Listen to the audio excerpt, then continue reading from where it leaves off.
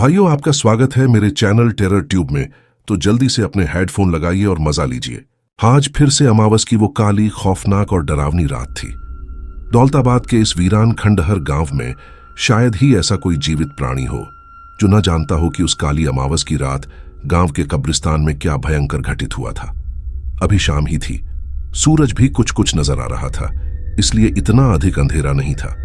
दीपक नाम का एक लड़का अपने खेत से धीरे धीरे वापस चला आ रहा था और कोई गीत धीरे धीरे गाते हुए अपनी मस्ती में ही चला आ रहा था।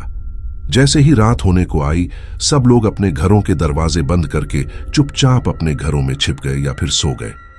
दीपक के पिताजी अत्यधिक चिंतित हो रहे थे, मगर मारे डर के उनकी हिम्मत भी घर से बाहर निकलने की नहीं हो रही थी। दीपक जैसे ही गांव के नजदीक आया तो वो गांव के सन्नाटे को देखकर दंग सा रह गया। दीपक ने आसमान की ओर देखा और मानो जैसे उसके पैरों तले जमीन ही खिसक गई हो। आसमान में कहीं पर भी चांद नजर नहीं आ रहा था। दीपक को अचानक ही याद आया कि उसके पिताजी ने उसे खेत जाने से पहले बताया था कि आज शाम होने से पहले ही घर वापस लौट आना, क्योंकि आज फिर से वो काली, भयानक और अमावस की वो शैतानी रात है। दीपक की उम्र कोई ज्यादा नहीं थी, महज 14 साल का था, मगर वो अपने बचपन से ही अमावस की रात के खौफ को सुनता आ रहा था।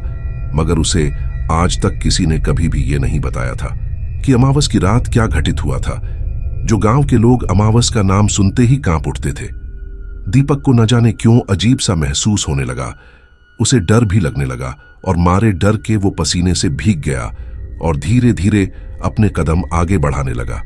हाँ, मगर उसने ये जरूर सुन रखा था कि अमावस की रात गांव के कब्रिस्तान में कुछ भयंकर घटित हुआ, मगर क्या घटित हुआ था इससे तो बेचारा वो भी अनजान था। हालांकि आज वो जल्दी ही घर लौटना चाहता था, पर अपनी ही धुन में मस्त बालक ने अपने मस्तिष्क से अपने शरीर का संतुलन खो दिया और रात के इस पहर में आ पहुंचा। अचानक ही दीपक को कुछ ऐसा याद आया कि वो मारे डर के कांपने लगा, जिससे उसका दिल जोर जोर से धड़कने लगा।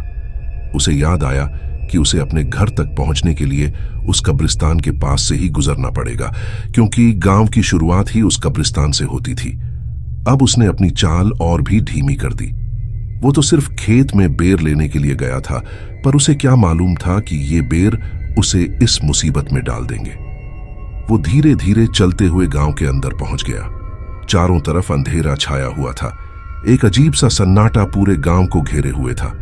वो उस कब्रिस्तान को जल्दी से पार करना चाहता था, इसलिए वो उस कब्रिस्तान के पास से तेज गति से चलने लगा। अचानक ही उसे लगा कि कोई उसका पीछा कर रहा है। उसका दिल जोर जोर से धड़कने लगा। उसे इस भयानक खामोशी में सिर्फ अपने दिल के धड़कने की ही आवाज सुनाई दे रही थी। उसकी पीछे मुड़कर देखने की हिम्मत भी नहीं हो रही थी।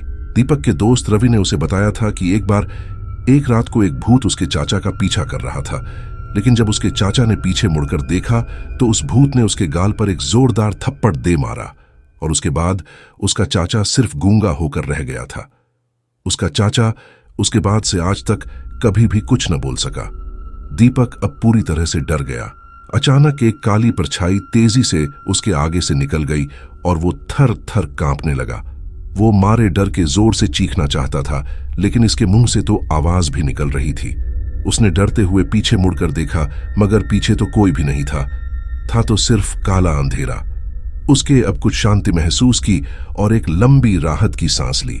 लेकिन जब वो आगे मुड़कर वापस चलने लगा तो उसकी एक जोरदार चीख निकल गई, क्योंकि उसके सामने उसकी ही हम उम्र का एक लड़का खड़ा था, जिसका चेहरा पूरी तरह से फटा हुआ और खून से लटपट था।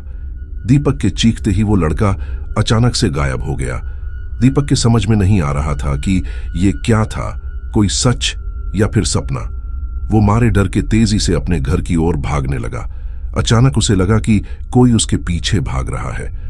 उसने पीछे मुड़कर देखा तो वो दंग रह गया, क्योंकि एक काली परछाई तेजी से उसकी ओर कुछ पुकारते हुए बढ़ रही थी। दीपक को पहले तो कुछ भी साफ सुनाई नहीं दिया वो काली परछाई क्या बोल रही है, पर जैसे ही वो काली परछाई उसके कुछ नजदीक आई तो उसे वो आवाज साफ सुनाई देने लग गई। वो परछाई बहुत ही डरावनी आवाज में बोल रही थी कि इंसान को उसके कर्मों का फल मिलता है, इंसान को उसके कर्मों का फल मिलता है। दीपक को अब लगने लगा कि आज की रात उसकी जिंदगी की आखिरी रात है। वो अब मरने वाला है। वो परछाई बिल्कुल उसके नजदीक पहुंच गई। दीपक ने डर के मारे अपनी आंखें बंद कर लीं और धीरे से बोला, इंसान को उसके कर्मों का फल मिलता है। वो डर के मारे आंखें न खोल सका। कुछ समय तक कुछ भी घटित नहीं हुआ। उसने धीरे धीरे अपनी आंखें खोली तो उसने देखा कि वो परछाई बिल्कुल उसके सामने खड़ी थी। ये वही लड़का था जो दीपक को पहले दिखा था, और अब वो वापस जाने लगा और दूर अंधेरे में जाकर गुमसा हो गया। दीपक तेजी से दौड़कर अपने घर पहुंच गया और दरवाजा बंद कर लिया। उसके माता पिता उसी की राह देखे जा रहे थे। दीपक को देख दोनों की खुशी का कोई ठिकाना न रहा। उसके मां ने मारे खुशी के उसे अपने गले लगा लिया। मुकेश की पिता की जान में भी अब जान आई। दीपक ने अपने माता पिता को अपनी सारी अब बीती ज्यों की त्यों बता दी। दीपक के पिता ने दीपक को खाना खाकर सो जाने को कहा, लेकिन दीपक ने अमावस की रात की घटना अपने पिता से जानने की जिद की। दीपक जानना चाहता था कि अमावस की रात गांव में आखिर क्या भयंकर घटित हुआ था। आखिर क्यों अमावस का नाम सुनते ही गांव के लोग डरने लगते थे, और वो लड़का कौन था जिसे दीपक ने अपनी आंखों से देखा था। बच्चे की जिद के आगे दीपक का पिता भी खुद को रोक न सका और बताने लगा कि जो लड़का तुमने देखा था वो इसी गांव का एक लड़का था जो कि अब मर चुका है, जिसका नाम चमाटा था।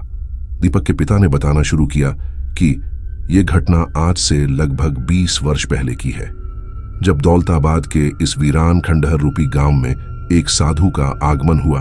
पर यह किसी को भी मालूम तक न था कि वो साधु के वेश में बच्चों की बलि देने वाला खतरनाक तांत्रिक कपालनाथ है। सब लोग उसके माया जाल में फंसकर उसकी खूब सेवा पानी करने लगे, और इस बात का उस जटाधारी कपालनाथ ने खूब फायदा लूट लिया। वो लोगों को अपने माया जाल में कसता रहा और छोटे छोटे नादान बच्चों को पकड़कर उनकी बलि देने लगा। कहते हैं कि एक दिन गांव के लोगों को उसकी इन काली करतूतों के बारे में पता चल गया, और फिर क्या था, एक दिन गांव वालों ने मौका देखकर उसे औंधे मुंह गर्दन से जा दबोचा, खूब मारा पीटा, और जहां तक कि उसे बेरहमी से मार डाला और कब्रिस्तान में उसकी लाश फेंक ऊपर आग लगा दी। कपालनाथ तो जल गया, लेकिन उसकी कलाई पर बंधा वो काली शक्तियों का काला धागा न जल सका। गांव के लोगों ने इस धागे को जलाने की भरपूर कोशिश की, लेकिन वे असफल रहे। किसी अनहोनी के डर से गांव वालों ने इस धागे के हाथ तक न लगाया। वो धागा आज भी कब्रिस्तान में उसकी कब्र के पास विराजमान है। अंत में थक हार कर जब किसी का कोई बस न चला, तब गांव के लोगों ने कपालनाथ की कब्र के पास ये लिखकर लगा दिया कि इस कब्र के पास आना मना है। जो भी इस कब्र के पास आएगा फिर वो जान से जाएगा। कोई गलती से भी इस कब्र के पास आने की हिम्मत न जुटाए। तो पापा, फिर वो लड़का कौन था? दीपक ने अपने पिताजी की ओर शक भरी निगाहों से देखते हुए कहा। दीपक के पिता ने फिर से वही किस्सा आगे बताना शुरू कर दिया कि गांव में सावित्री देवी और रामधन नाम के युवा दंपति का एक लड़का था जिसका नाम ही चमाटा था। चमाटा पढ़ाई में बड़ा होशियार था। मदरसे में जो कुछ भी सीखता था वो घर पर आकर अपने माता पिता को बताता था। एक दिन वो अपनी गेंद उठा खेलने के लिए रवाना हो गया। कब्रिस्तान के पास वाले खेत में ही सब लोग गेंद से खेला करते थे। चमाटा भी अपनी गेंद ले जाकर वहां पर खेलने चला गया, परंतु किसी एक शरारती तत्व ने गेंद कब्रिस्तान के अंदर दे मारी। शाम हो चुकी थी, धीरे धीरे अंधेरा छा रहा था, लेकिन चमाटा अपनी गेंद लेने के लिए कब्रिस्तान में जा घुसा। उसने कब्रिस्तान में गेंद ढूंढी पर उसे कहीं ना मिली। उसके दोस्त कब्रिस्तान के बाहर खड़े उसे पुकार रहे थे। वो निराश सा होकर वापस जाने लगा। तभी उसे एक कब्र के पास एक लाल रंग की कोई वस्तु नजर आई। ये उसकी गेंद थी। ये उसका सौभाग्य था, पर वो कब्र उसी जटाधारी साधु कपालनाथ की थी। ये उसका बहुत बड़ा दुर्भाग्य था। वो धीरे धीरे उस कब्र के पास चला गया। उसके दोस्तों ने उसे बहुत रोका, मगर उसने उनकी एक न सुनी। चमाटा को कब्र के पास जाता देख उसके सभी दोस्त वहां से 9-2-11 हो गए और घर जाकर अपनी रजाइयों में औंधे मुंह जा लेटे। उसने कब्र के पास से अपनी गेंद उठाई और वापस जाने ही लगा था कि तभी उसे उस कब्र के पास एक काले रंग का धागा नजर आया। धागा बहुत ही सुंदर था। उसने जैसे ही उस धागे को छुआ, उसे भी तांत्रिक कपालनाथ का श्राप लग गया।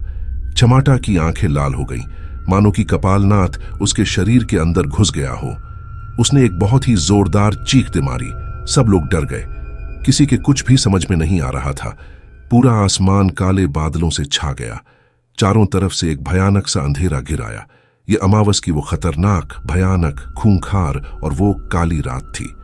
कब्रिस्तान के बाहर लोगों की भीड़ लग गई, लेकिन मारे डर के किसी की भी हिम्मत चमाटा के पास जाने की नहीं हुई।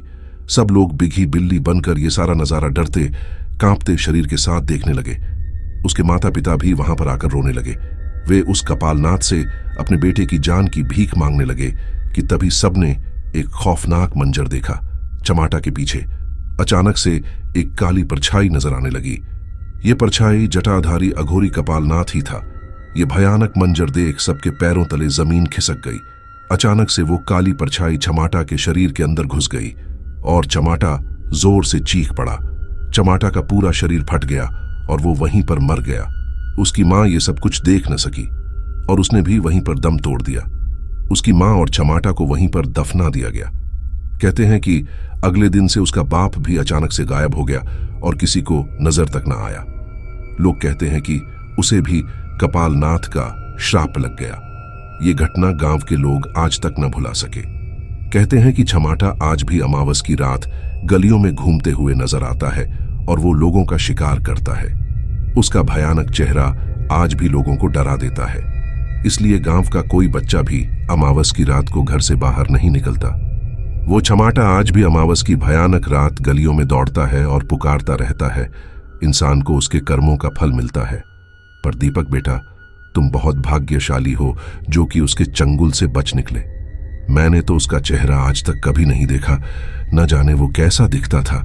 तभी दीपक पीछे से धीरे से बहुत ही भयानक आवाज में बोल उठा, कहीं ऐसा तो नहीं दिखता था।